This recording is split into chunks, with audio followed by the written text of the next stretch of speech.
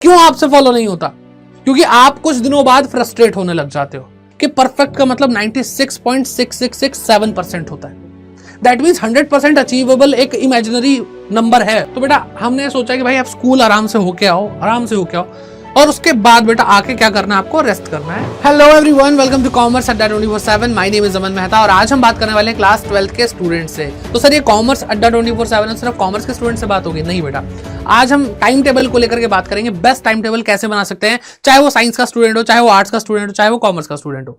ठीक है, और ये एक बहुत डिमांडिंग चीज है। हर बच्चा चाहता है कि एक सही टाइम टेबल मिल जाए मुझे, कि भाई जिसको मैं शुरू से एंड तक पूरे साल भर फॉलो करके अपना स्कोर अच्छा कर पाऊं, मैं अच्छा रिजल्ट लाऊं, मैं टॉपर बन सकूं। तो वो सारी की सारी चीज जो आपकी इच्छाएं हैं वो पूरी हो सकती है बेटा, अगर आज आप इस वीडियो को देखते हैं अच्छे से। और जो टिप्स दी जा रही हैं, अगर आपको खुद टाइम टेबल बनाना, आप इस वीडियो को देख के खुद टाइम टेबल बना सकते हो। आपको तो मैं 2 टाइम टेबल दूंगा बेटा, एक उन बच्चों के लिए जो सेल्फ स्टडी करना चाहते हैं, एक उन बच्चों के लिए जो अपना सिर्फ कोचिंग लेते हैं, क्लासेस लेते हैं, पेड क्लासेस लेते हैं और उसके थ्रू अपनी क्या कहते हैं तैयारी करते हैं। तो दोनों तरह से आप क्या कहते हैं फायदा उठा सकते हैं और अपने हिसाब से इन टाइम टेबल्स को एडजस्ट कर सकते हैं, जो मैं आपको टिप्स देने वाला हूं। ठीक है, तो वीडियो को एंड तक देखिए, बहुत ही ज्यादा हेल्पफुल रहेगी अगर आप इसको दिल से फॉलो करते हैं। चलिए, तो सबसे पहले भाई टिप्स के बारे में बात कर लेते हैं। अगर टाइम टेबल बनाना है, फॉलो करना है, क्योंकि ये होता नहीं है भाई, तो उसके लिए टिप्स क्या है? ठीक है, टिप्स क्या है? Strictly include relaxing time. सबसे पहला पॉइंट आता है कि आपको रिलैक्सिंग टाइम को इंक्लूड करना है। ठीक है, क्योंकि आप मैक्सिमम हफ्ता 10 दिन क्या कहते हैं फॉलो करते हो टाइम टेबल बना करके, और फिर नहीं हो पाता है। कुछ रीजंस हैं कि हो सकता है कि आपका टाइम टेबल ही गलत हो सकता है आप फ्रस्ट्रेट हो जाते हो, आपको टाइम टेबल फॉलो करना नहीं आता। तो ये टिप्स आपको टाइम टेबल सही बनाने में मदद करेंगी, आपको फॉलो आप कर पाओ टाइम टेबल, वो सारी टिप्स यहां पे हैं आपको। ठीक है, तो आपको रिलैक्सिंग टाइम को क्या करना है बेटा? रिलैक्सिंग टाइम को आपको इंक्लूड करना स्ट्रिक्टली, मतलब इसके बिना टाइम टेबल बनाना नहीं है बेटा। देखो, वो एक अलग बात है, पेपर में 1 महीना बचा है, 2 महीना बचा है, अब आप टाइम टेबल बना रहे हो, वहां पे रिलैक्सिंग टाइम कहां दे पाओगे बेटा? अगर एंड में ही पढ़ना है तो कहां पर रिलैक्स कर पाओगे? लेकिन बेटा अगर आपको लंबी रेस का घोड़ा बनना है, आगे तक आपको क्या कहते हैं जाना है और अच्छा स्कोर करना है, तो आपको दोनों चीजों का बैलेंस करना पड़ेगा। हमारी सबसे बड़ी प्रॉब्लम होती है कि जब हम टाइम टेबल बनाते हैं तो हमारे माइंड में एक ही चीज होती है, चीर देंगे, फाड़ देंगे, आग लगा देंगे पेपर में, ऐसी पढ़ाई करेंगे किसी ने देखी ना होगी, किसी ने सोची ना होगी। बेटा यही तो प्रॉब्लम है। तो आप ना कुछ भी इंक्लूड नहीं करते, खेलना छोड़ दूंगा, टीवी देखना छोड़ दूंगा, दोस्तों से बात करना छोड़ दूंगा, तो बेटा वो आपकी फ्रस्ट्रेशन को बढ़ाता है। आप खुद नोटिस करो, अगर आपने पहले कभी टाइम टेबल बनाया है, क्यों आपसे फॉलो नहीं होता? क्योंकि आप कुछ दिनों बाद फ्रस्ट्रेट होने लग जाते हो, आपसे आपका काम पूरा नहीं होता, आप अचीव नहीं कर पाते जितना आपने सोचा होता है कि ये काम मुझे करने हैं, या फिर अगर आप अचीव भी करो तो भी आपको ऐसा प्रेशर सा फील होता है दिमाग में कि यार नहीं, अब नहीं, मेरा बहुत मन कर रहा है, मैं अपने दोस्तों से बात करूं, घूमने जाऊं, टीवी देखूं, वेब सीरीज देखूं, ये करूं, वो करूं। ठीक है, तो ये सारी चीजें हैं। तो अगर आप रिलैक्सिंग टाइम का मतलब अपनी हॉबीज को फॉलो करें, रेस्ट करना है रेस्ट करो, ठीक है, थोड़ा स्पोर्ट्स खेलना स्पोर्ट्स खेलो, लेकिन हाँ, पढ़ाई का एक डेडिकेटेड टाइम देने के बाद ही ये काम करना है। ठीक, दूसरी टिप क्या आती है? Don't feel the time table. भाई आपकी सबसे बड़ी प्रॉब्लम क्या है कि आप ना दुनिया को गिरी हुई नजरों से देखने लग जाते हो। ये मेरे दोस्त नालायक टाइम टेबल फॉलो नहीं करते, मैं तो टाइम टेबल फॉलो करता हूं। आप कर क्या रहे हो? आप अपने आप को ना स्पेशल फील करा रहे हो कि आप दुनिया से कुछ अलग कर रहे हो। बेटा जैसे ही आपने इसको नॉर्मल नहीं समझा, वैसे ही गड़बड़ शुरू हो गई। आपको यह समझना पड़ेगा कि जो टाइम टेबल मैं फॉलो कर रहा हूं ये मेरी नॉर्मल लाइफ है। आप ये फील मत करो कुछ अलग ही कर रहा हूं मैं। तो बेटा अगर आप टाइम टेबल को फील करना छोड़ दोगे, मुझे टाइम टेबल फॉलो करना है लेकिन मैं फील नहीं करूंगा कि यार मैं तो टाइम टेबल फॉलो कर रहा हूं, तो बेटा अगर आप ऐसा करोगे तो आपको प्रेशर बिल्ड नहीं होगा माइंड में कि यार मैं कुछ अलग कर रहा हूं, दोस्तों मजे कर रहे हैं, फोमो क्रिएट नहीं होगा। This is the point. ठीक है, तो ये 2 बातें आई होप आपको अच्छे समझ में आई होंगी। फिर task should be challenging and achievable. काम बेटा वही आप अपने टाइम टेबल में डालो जितना आप अचीव कर पाओ। ठीक है, अचीवेबल होना चाहिए और चैलेंजिंग भी होना चाहिए।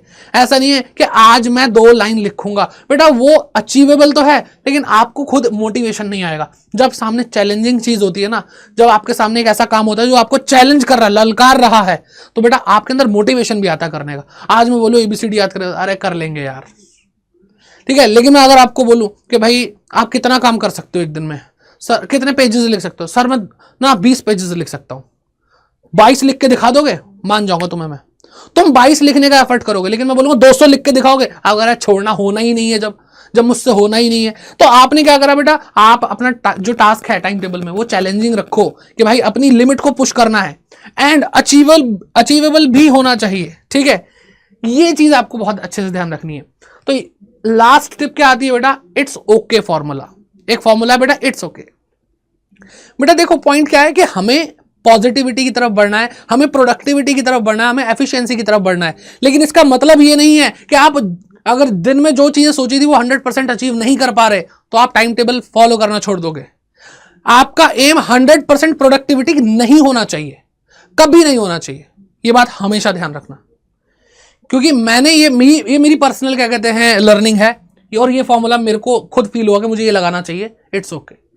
अगर आप 100% टारगेट कर रहे हो कि भाई मुझे ये करना है काम, अगर आप उसको 80% भी कर पाते हो, 85% भी कर पाते हो, 90% भी कर पाते हो, आप अपने आप को डिमोटिवेट मत करो। आप अपने आप से ये पूछो कि टाइम टेबल नहीं होता तो मैं तो इतना भी नहीं करता।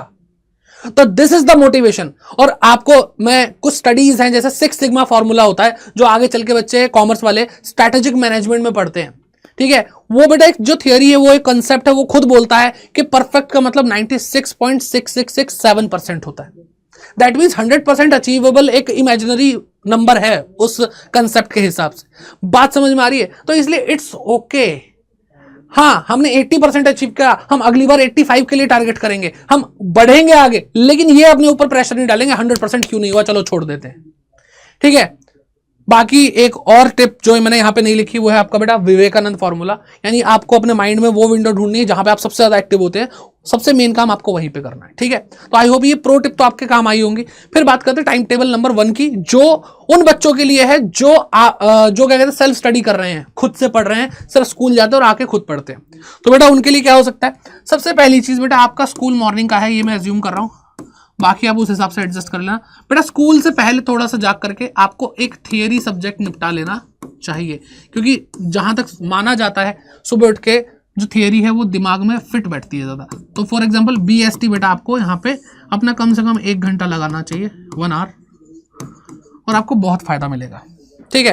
तो अगर आप सुबह उठते ही एक टास्क कंप्लीट कर लेंगे तो आपके अंदर कॉन्फिडेंस अलग ही लेवल का होगा। चलो यार, सुबह उठते ही मैंने कुछ अचीव किया। अचीव करना ही हमारा मेन गोल है, जिससे हमें थोड़ा अच्छा सा लगता है और हम भाई आगे बढ़ते चले जाते हैं कि हाँ यार अब टाइम टेबल तो फॉलो करना, आज का दिन का तो पूरा अचीव करना ही है, ठीक है। स्कूल के बाद बेटा आप आओ, थोड़ा सा रिलैक्स जरूर करो, क्योंकि पूरा दिन आपने भाई स्कूल में बिताया, आपकी एनर्जी पूरी जाती है वहां पे, नो डाउट। फिर बेटा आपको क्या करना है, आपको कम से कम 2 से 3 घंटे आकर के, फॉर एग्जाम्पल आप कॉमर्स से हो तो आपको अकाउंट्स पढ़ना है, ठीक है। और भाई साइंस वाले यहाँ पे मतलब उनके पास बिजनेस स्टडीज नहीं होगा, आर्ट्स वाले के पास बिजनेस स्टडीज नहीं होगा, तो आप अपना कोई और थियरी सब्जेक्ट लगा सकते हो, या वो सब्जेक्ट लगा सकते हो जो इजी टू गो है, मतलब आराम से हो जाता है, ठीक है। और आते ही बेटा जब आप रिलैक्स कर लोगे, आते ही बेटा अकाउंट्स या फिजिक्स या समथिंग कुछ ऐसा आप काम कर सकते हो जो आपके लिए बहुत मुश्किल है, जैसे पॉलिटिकल साइंस है, हिस्ट्री है आर्ट्स वालों के लिए। तो ये सारी चीजें आप कर सकते हो, ठीक है। तो आपके 2 सब्जेक्ट हो गए। अब आप क्या करोगे बेटा, अब इसके बाद आपका जैसे अगर हम कॉमर्स की बात करें तो इकोनॉमिक्स बचता है, मैथमेटिक्स बचता है। तो बेटा मैं यहां पे बोलूंगा कम से कम 2 घंटे आप इकोनॉमिक्स पढ़ो, ठीक है। साइंस वाले जो हैं वो भाई केमिस्ट्री या बायोलॉजी अगर है तो वो पढ़ सकते हैं, या कोई और सब्जेक्ट है तो वो पढ़ सकते हैं, ठीक। और आर्ट्स वाले अपना ज्योग्राफी पढ़ सकते हैं, उनके पास भी इकोनॉमिक्स होता है, वो भी पढ़ सकते हैं। तो 1 2 3 सब्जेक्ट तो बेटा आपके कंप्लीट हो जाते हैं जो मेन आपकी कॉमर्स के या साइंस आर्ट्स के हैं। इसके बाद बेटा मैं इंग्लिश के लिए कम से कम डेली बेसिस पे 1 घंटा आप दे सकते हो, ठीक है।